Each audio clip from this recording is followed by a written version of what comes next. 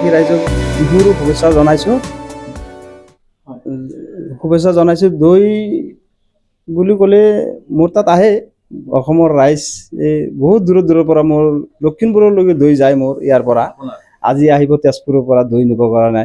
মিঠা দৈ আছে, ক্ৰীম দৈ আছে, ম'হৰ গাখীৰ আছে, জুলীয়া মিঠাই আছে, ক্ৰীম আছে, এইবিলাক গ্ৰাহকে ক্ৰয় কৰিব।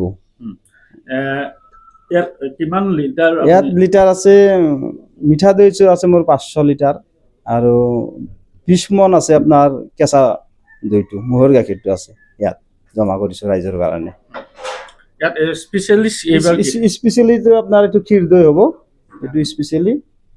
এইটো আহিছে মোৰ এইবাৰ নতুন আহিছে, নতুন নহয়, যোৱাবাৰো আহিছিল, এই 2 বছৰ ধৰি আহি আছে। এইটো ক্ষীৰ দৈ আহি আছে, এইটো আমাৰ ফালাকাটাৰ পৰা আহিছে। মোৰ ভাগিনৰ ঘৰ আছে, তাত অৰ্ডাৰ দিছিলোঁ, তাত বনাইছে। আমাৰ ইয়াত কোনবেলি যিমান আনে তাতছে বেছি আনিছোঁ এইবাৰ। মানে গ্ৰাহকবিলাকৰ মানে এইটো ক্ষীৰ দৈটো খুব লাগে। মানে কালিৰ পৰাই ফোন কৰি আছে মোক, ক্ষীৰ দৈ আহিলে না, মিঠা দৈ আহিলে না। আহিছে দাদা, ছাৰ আহিব, মোৰ তাত পাই যাব।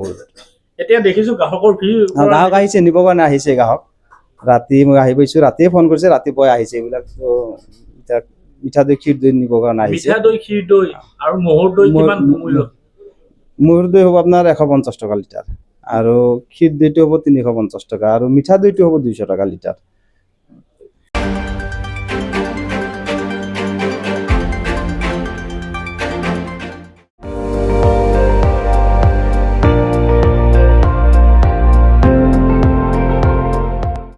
আপুনি চাই আছে ND24, সৰ্বশ্ৰেষ্ঠ নহয়, সৰ্বোত্তমৰ দৌৰত।